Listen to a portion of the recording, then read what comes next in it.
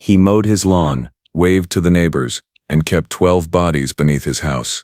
Picture this: you're living your life, going to work every day, coming home to your quiet suburban neighborhood where you know all your neighbors by name. There's Margaret, who brings you cookies every Christmas, Tom, who always waves from his garden, and then there's David Chen, the quiet guy next door, who keeps to himself, but seems harmless enough. He's been there for 15 years, same as you. You've shared small talk over the fence, borrowed his lawnmower once or twice, and never thought twice about the fact that he works odd hours and keeps his curtains drawn most of the time. Why would you? Everyone's entitled to their privacy, right?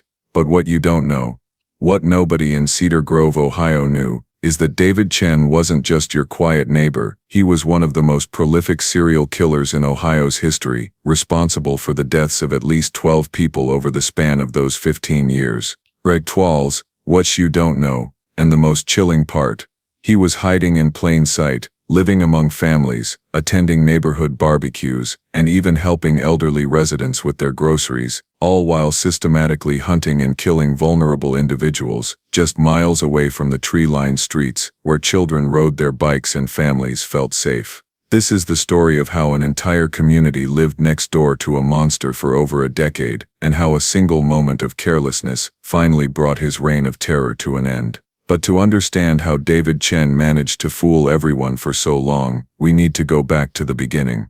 Back to 2008, when he first moved to 1247 Maple Street, and when the first body was found. It was a cold November morning, when jogger Patricia Hernandez discovered what would later be identified as the remains of 19-year-old Jessica Martinez, a college student who had been reported missing 3 weeks earlier. Jessica's body was found in Riverside Park, about 8 miles from Cedar Grove, partially buried under a pile of leaves near the old boat launch. The condition of the body was disturbing. The coroner's report, which wouldn't be released to the public for months, revealed that Jessica had been kept alive for several days before her death, subjected to torture that investigators described as methodical and deliberate. The level of planning and control exhibited by the killer suggested this wasn't a crime of passion or opportunity. This was someone who knew exactly what they were doing. Detective Sarah Rodriguez, who was assigned to the case, remembers that first crime scene vividly. There was something about the way the body was positioned, the care taken to partially conceal it, but not completely hide it, she told reporters years later. It was like the killer wanted her to be found, but on his timeline. There was an element of control there that immediately raised red flags for me. The investigation into Jessica's murder consumed the local police department for months. They interviewed her friends, her professors, traced her last known movements, and came up empty. Security footage from the campus showed Jessica leaving her dorm around 9 p.m. on the night she disappeared, but after that, she seemed to vanish into thin air. There were no witnesses, no suspicious activity reported in the area, and no physical evidence that pointed to any particular suspect. The case eventually went cold, filed away with dozens of other unsolved murders, but Detective Rodriguez never forgot about Jessica Martinez. Meanwhile, just 8 miles away in Cedar Grove, David Chen was settling into his new life as the perfect neighbor. He had moved to Maple Street in August 2008, just 3 months before Jessica's murder, and had quickly established himself as a quiet but reliable member of the community. He told his neighbors he worked in IT consulting, which explained his irregular hours and the fact that he often traveled for work. His house was always well maintained, his car was clean, and he kept to himself without being rude or antisocial. To everyone on Maple Street, David Chen was exactly the kind of neighbor you'd want, but not intrusive, helpful, but not nosy. Margaret Kowalski, who lived 2 houses down from David, remembers him fondly from those early years. He was such a sweet man, she recalled in a 2023 interview, always offering to help with heavy packages or clearing snow from my driveway. He seemed lonely, you know. I used to invite him over for dinner sometimes, but he always politely declined, said he was too busy with work. I wish I had pushed harder now, looking back. Maybe if he had felt more connected to the community, but David Chen wasn't interested in connecting with his neighbors beyond the superficial pleasantries that helped maintain his cover. Because while Margaret was worrying about his loneliness and Tom was lending him gardening tools, David was using his basement to hold and torture victims before killing them and disposing of their bodies in remote locations around the county. The second body was found in March 2009, about 20 miles south of Cedar Grove, in a wooded area near Millfield. This time, it was 34-year-old Marcus Thompson, a construction worker who had been reported missing by his girlfriend 2 weeks earlier. Like Jessica, Marcus showed signs of prolonged torture and had been kept alive for several days before his death. The similarities between the two murders were immediately obvious to investigators, but the locations were far enough apart and the victims different enough that it took time to officially link the cases. What investigators didn't know at the time was that David Chen was specifically targeting individuals who fit a particular profile, people who were isolated, had unstable living situations, or whose disappearances might not be immediately noticed or thoroughly investigated.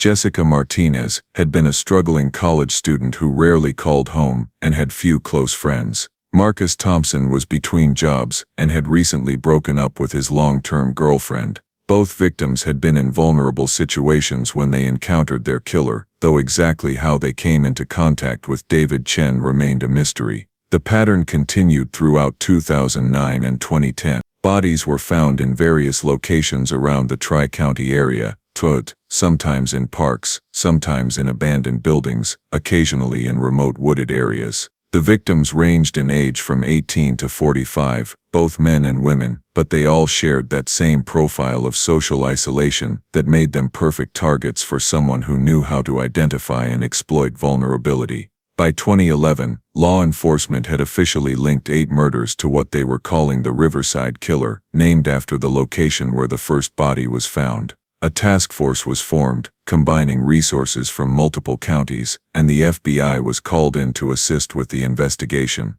The media attention was intense, with local news stations running nightly updates, and residents across the region living in fear. But in Cedar Grove, life continued much as it always had. The murders seemed like a distant threat, something happening to other people in other places. Sure, parents were a little more careful about letting their kids stay out after dark, and people locked their doors more religiously than they used to, but the general feeling was that their quiet suburban neighborhood was safe from whatever monster was stalking the region. And David Chen encouraged that feeling of security. He attended neighborhood watch meetings, expressing concern about the murders, and even suggesting additional safety measures, like better street lighting and security cameras. He was particularly vocal about protecting vulnerable members of the community, often checking on elderly neighbors, and offering to help with errands that would require them to go out alone after dark. He seemed genuinely worried about all of us, remembered Tom Harrison, who lived across the street from David. I remember him saying how terrible it was that someone was out there hurting innocent people, and how we all needed to look out for each other. The irony of it now, it makes me sick to think about. The investigation into the Riverside Killer continued for years, with dozens of suspects questioned and cleared, hundreds of tips followed up on, and millions of dollars spent on everything from DNA analysis to behavioral profiling. The FBI's Behavioral Analysis Unit created a detailed profile of the killer, describing him as an organized, methodical individual who likely appeared normal and trustworthy to those around him.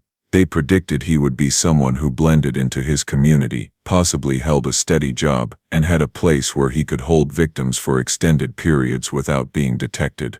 That last point was crucial, because the extended torture periods indicated that the killer had access to a secure, soundproof location where he could work undisturbed. Investigators spent countless hours searching abandoned buildings, remote properties, and any location that might fit the profile, but they never thought to look in the basement of 1247 Maple Street, where David Chen had spent months soundproofing and renovating the space into what would later be described as a torture chamber. The basement modifications had been done gradually over the years, with David telling neighbors he was creating a home office and workshop. The frequent deliveries of building materials and equipment didn't raise any suspicions. After all, lots of people undertake home improvement projects. The occasional sounds of construction were attributed to his DIY enthusiasm, and the fact that the work seemed to go on for years was just chalked up to David being a perfectionist who worked on projects in his spare time.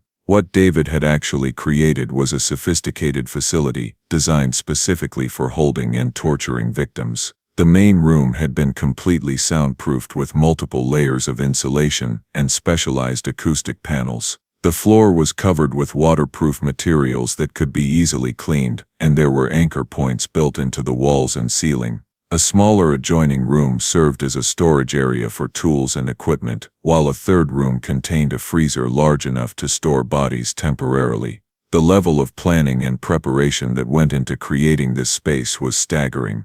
David had researched soundproofing techniques, studied forensic science to understand how to minimize physical evidence, and even consulted legitimate security experts about home alarm systems and surveillance equipment, all under the guise of being a security-conscious homeowner and IT professional. And it worked. For 15 years, David Chen used this basement facility to torture and kill at least 12 people, and possibly more. The victims would be brought to the house during times when David knew the neighbors wouldn't be around, late at night, early in the morning, or during work hours when most people were away. He had mapped out his neighbors' schedules and routines so thoroughly that he could predict when it would be safe to move victims in and out of his house. The bodies were typically kept in the basement freezer for several days or weeks before being transported to dump sites around the region.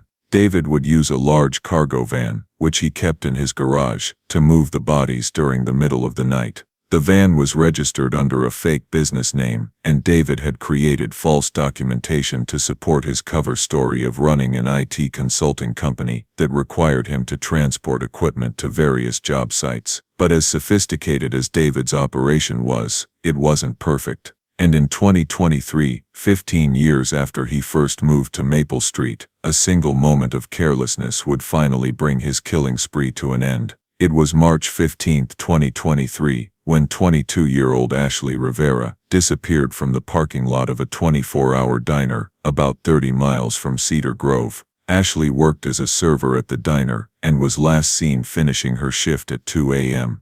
Her car was found in the parking lot the next morning, with her purse and keys still inside, but Ashley was nowhere to be found. What made Ashley's disappearance different from the others was that she had been talking to a regular customer, Robert Martinez, when she got off work. Robert had been waiting in the parking lot to walk Ashley to her car Rudis, a safety precaution they had developed after the recent string of disappearances in the area had everyone on edge. But Ashley never made it to her car. Robert reported seeing a man approach Ashley near the diner's exit, and the two appeared to have a brief conversation before walking away together toward the far end of the parking lot. Robert's description of the man was vague: average height, dark hair, well-dressed, appeared to be in his 40s or 50s, but it was the first eyewitness account investigators had of the Riverside killer interacting with a victim. Even more importantly, the diner's security cameras had captured part of the interaction, including a partial view of the man's face and a clear shot of the license plate on his van.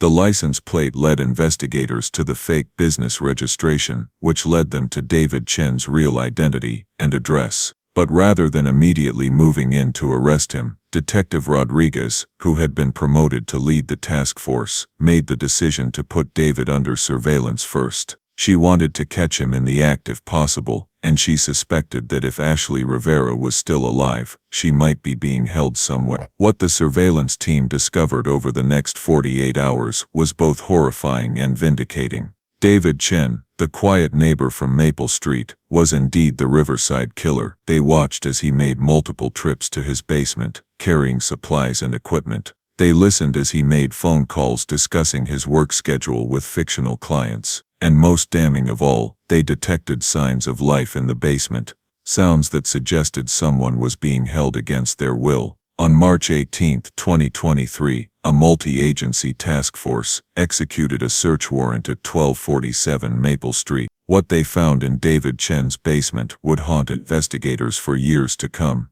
Ashley Rivera was found alive, barely, chained in the soundproofed room where she had been tortured for 3 days. The physical evidence of David's crimes covered every surface: DNA from multiple victims, detailed journals documenting his methods and victims, and trophies taken from each murder. Ashley's rescue was nothing short of miraculous, but she was the lucky one. Investigators would eventually link David Chen to 12 confirmed murders and suspected him in at least 6 additional disappearances. The victims ranged from Jessica Martinez, the college student who was his first known victim in 2008, to Ashley Rivera, who had nearly become his last. The neighbors on Maple Street were devastated when they learned the truth about David Chen. Margaret Kowalski, who had considered him a friend for 15 years, was hospitalized for shock when police informed her what had been happening in the house next door. Tom Harrison moved away within a month of David's arrest, unable to cope with the knowledge that he had been living across the street from such evil for so long.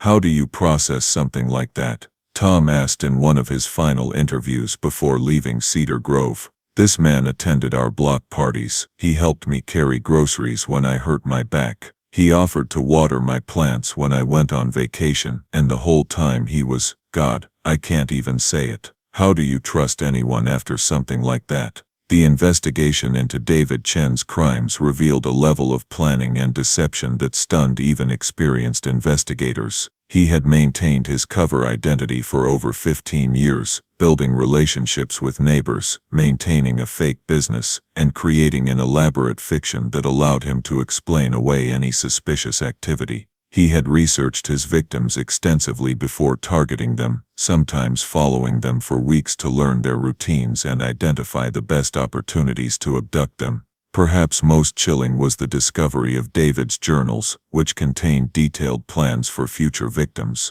The list included several names of people from the Cedar Grove area, neighbors, local business owners, and community members, who David had identified as potential targets. Among those names was Margaret Kowalski, the elderly neighbor who had tried so hard to befriend him over the years. David Chen was arrested without incident and charged with 12 counts of first-degree murder, 1 count of kidnapping, and numerous other related charges. He pleaded not guilty, despite the overwhelming physical evidence against him, and his trial became one of the most closely watched criminal proceedings in Ohio history. During the trial, prosecutors painted a picture of a man who had spent his entire adult life perfecting the art of deception and murder. They presented evidence that David had been planning his killing spree for years before moving to Cedar Grove, researching locations, studying police investigative techniques, and developing the skills he would need to avoid detection. The defense team attempted to argue that David suffered from severe mental illness that prevented him from understanding the nature of his crimes, but the evidence of his methodical planning and careful execution of his murders contradicted any claims of diminished capacity. The journals alone showed a level of rational thought and strategic planning that was inconsistent with the defense's psychiatric experts' opinions. Ashley Rivera's testimony was the most powerful moment of the trial. Despite the trauma she had endured, she took the stand and described in detail the 3 days she spent in David's basement, the systematic torture he inflicted, and the cold, calculating manner in which he discussed his previous victims. Her strength and courage in facing her attacker provided a measure of justice for the families of David's other victims, many of whom had never known what happened to their loved ones. On November 14, 2023, after just 4 hours of deliberation, the jury found David Chen guilty on all counts. He was sentenced to death, though with Ohio's current appeals process, he will likely spend decades on death row before the sentence is carried out. But the story doesn't end with David Chen's conviction. The community of Cedar Grove has struggled to heal from the revelation that they had been living next door to a serial killer for 15 years.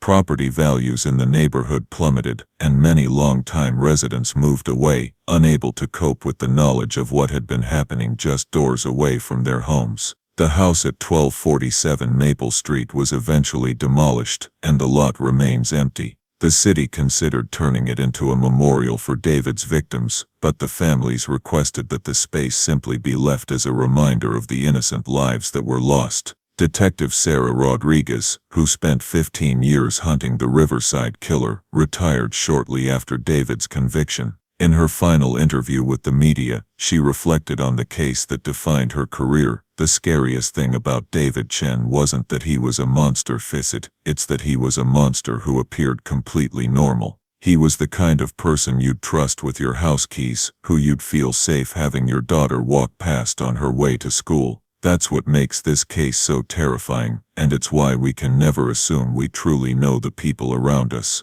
The case has become a subject of intense study for criminal psychologists and law enforcement agencies around the world. David Chen's ability to maintain his facade for so long, his sophisticated methods of victim selection and disposal, and his integration into a community where he was trusted and liked, represent a new level of criminal sophistication that has changed how investigators approach similar cases. Ashley Rivera has become an advocate for victims of violent crime, though she rarely speaks publicly about her specific experience. In one of her few interviews, she said, "I survived because Detective Rodriguez and her team never gave up, but I also survived because of pure luck. If Robert hadn't seen me with David that night, if the camera hadn't caught his license plate, I would have become another statistic." There are probably other David Chens out there, living normal lives in normal neighborhoods, and we might never know who they are until it's too late.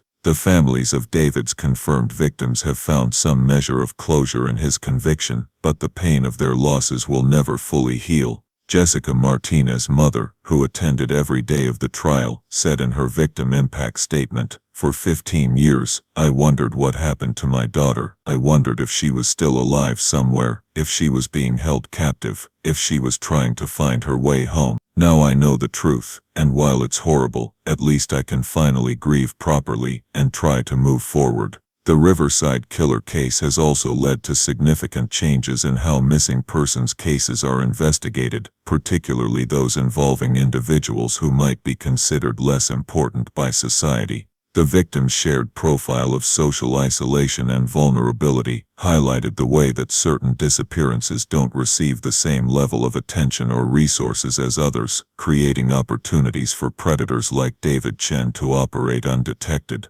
Today, as you walk through neighborhoods like Cedar Grove, it's impossible not to wonder what secrets might be hidden behind the perfectly manicured lawns and friendly facades. David Chen's case serves as a chilling reminder that evil doesn't always announce itself with obvious signs and red flags. Sometimes, it wears the face of the helpful neighbor who brings in your packages when you're out of town, who asks about your family, and who seems genuinely concerned about your safety. The most haunting aspect of this case isn't just that David Chen killed 12 people over 15 years. It's that he did it while living among us, shopping at the same stores, attending the same community events, and appearing to be just another member of society. He proved that monsters don't always lurk in dark alleys or abandoned buildings. Sometimes, they live right next door, and we invite them to our barbecues. As Detective Rodriguez noted in her retirement speech, David Chen could be anyone. He could be your neighbor, your coworker, the person who sits next to you at church.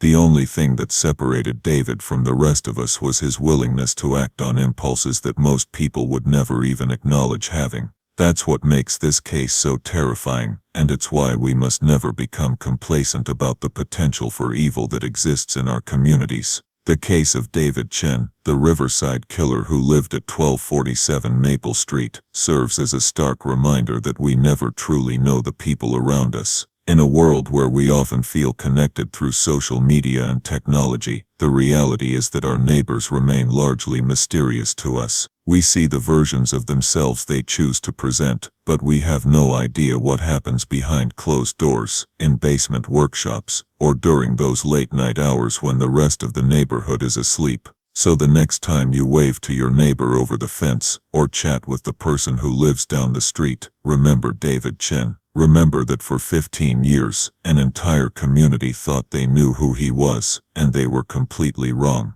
Remember that evil doesn't always announce itself, and that sometimes, the most dangerous person in your life is the one you never suspect. Because somewhere out there, in quiet suburban neighborhoods just like Cedar Grove, there might be another David Chen, living a normal life, being a good neighbor, and hiding secrets that would destroy the very community that has welcomed him with open arms. The question isn't whether these people exist. David Chen proved that they do. The question is whether we'll recognize them before it's too late.